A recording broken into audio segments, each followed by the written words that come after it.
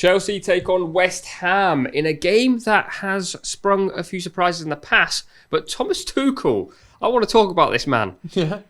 Chelsea have spent a lot of money, 240 million. It's not really been mentioned up until this point. Pierre-Emerick Aubameyang has just signed for Chelsea as well. I personally don't think it's the right signing, but James, you're a big fan, a big fan. So let's talk about Chelsea signings first. Okay, so yes, you're right. 242.18 million apparently at the time of recording. That's 202 million negative balance for them. West Ham have mucked about as well, 163 million for them. We'll talk about them in just a second.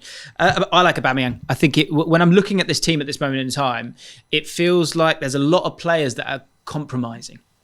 And I think with Aubameyang, I think it will offer up a lot of clarity. You might not be able to fit everyone in, but I think it'll offer up a lot of clarity, to a lot of the players, because I think where they're really strong is not through the middle. I think that's almost becoming a problem now, which is interesting. It used to be a very strong area, but due to injuries, they're struggling a little bit.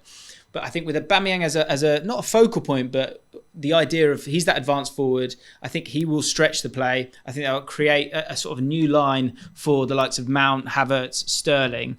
And then I think it can come back to being about the fullbacks, because I think with Fofana coming in, you've got Azpilicueta as well. You can play Reece James as a right wing back, which he's phenomenal at. Cucurella or Chilly, as he's been called apparently. Is that what you call him? I don't know. I just keep hearing it, so I'm going to start saying it because it might be cool. Let me know in the comments down below. It's not cool, Jim.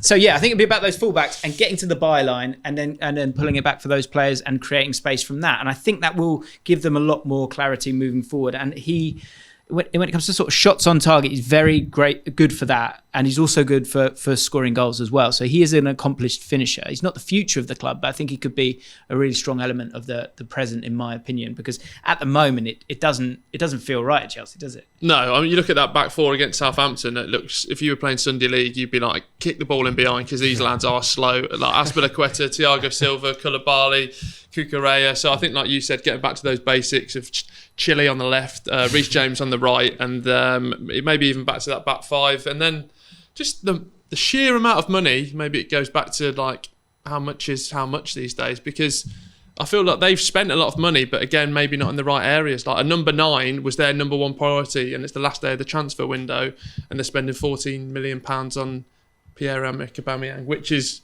good, but like surely the transfer policy, I don't know if that's to do with the owners trying to come in and impress. With Sterling's a great signing, but I just didn't feel it was the number 1 addition. So I think, yeah, just getting back to basics and playing back to the system that had worked so well for them. They had the money to spend. They've spent a lot of it. You talk about Cucurella, will he be a definite starter for them? But broadly looking at that squad, and actually I want to ask you about Koulibaly.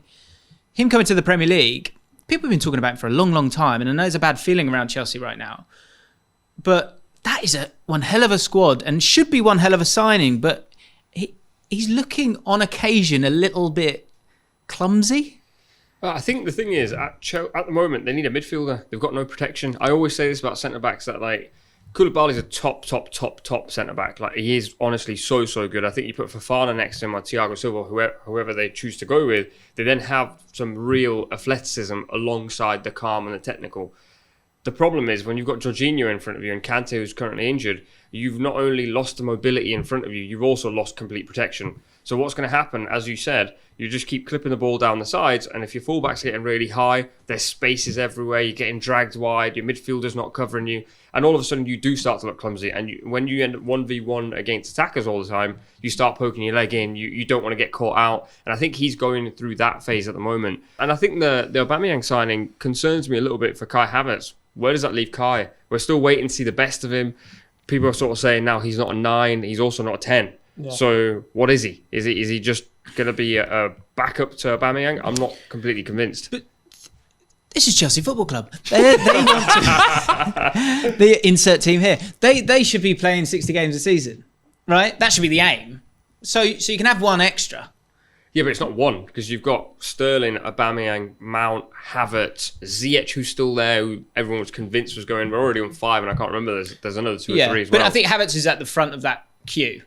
if you know what I mean. He does like to drift left that little bit. It might affect Sterling a little bit. Maybe you play Mount in a different position. Do you play 4 at the back, which gives you that option to have one more player in midfield? That would maybe allow Mount to play as a bit more of a 10, which I'd quite like to see as well. I think there's I don't want to give Chelsea too many excuses because I just think that's a really good squad. And Tuchel should be finding the solutions there. There's no excuse when you spend 240 million. Let's get to the game because West Ham, have spent a lot. I think they've really improved their squad. The expectations will rise for them as well. 7th is the minimum for them now. I think but they're sort of a year ahead of Newcastle in terms of depth now in a big way, in my opinion. So they'll want to do well and they'll want to get something from this game. How do they win this game? Well, I actually don't think they need to overthink how they win this game. I think West Ham play how West Ham play. You have Antonio as your focal point. You keep firing the ball into him, which is what they did against Spurs and worked really well. Challenge that Chelsea backline. And then with whether it's Paqueta or Benrahma, I'd love to see Paqueta start. I think he'd really benefit from playing in and around Jorginho. He's very effective in them sort of areas. So I think West Ham have got to play the way they did last year. I think what they've done a little bit this year is they've gone, we're now a proper team. Like, we're in the top 6 now, so we've got to play attractive football all the time. I think you dust it down, play like you did against Spurs, play simple, play to your Bowen in behind. I think we forget last year Bowen had a really long streak where he was digging results out for West Ham. I don't know if he's going to have that again this year. And you challenge Chelsea. And I personally think West Ham win 2-1 away from home. I do worry for Chelsea this season that there's a lot of things going on, but not all in the same direction. For me, I think this is a tough one. I think it could easily finish as a draw. A couple of things I wonder. Leeds and Southampton, both teams that play quite central at times and I think have dominated those midfield areas. So that's something that maybe Declan Rice can get on the ball and drive. The other one I was thinking is, I think for Antonio or Scamacca, especially Koulibaly, if he plays inside, Antonio is probably one of the few players in the league who could maybe pin him a little bit, get the ball to him quickly, and then Jarrod Bowen can offer up that sort of run down that right-hand side and get in behind Cucurella, who, as we know, likes to bomb on. So I think there's options there for him as well. It'll be interesting to see if Scamacca plays or Antonio, but otherwise, either way, you've got a big guy there. Chelsea, this is tough. This is a really, really tough game. I'm going to sit on the fence. I'm going to go with a draw. Boring. Sorry. Draw for me, maybe 1-1. Yeah, I'm close, Jim. I think the blueprint's there from the Southampton game for West Ham, like you said. Like that, if it is the same back four, depending on who's coming back for Chelsea, there's the real chance to get in behind. Chelsea want to get on the ball, and that's where the opportunities have come. So, with all that in mind, I'm going to stay on the fence with Jim and go for a 1-1. Thanks so much for watching ESPN on YouTube. And for more sports highlights and analysis, be sure to download the ESPN app. And for premium content and live streaming, subscribe to ESPN Plus.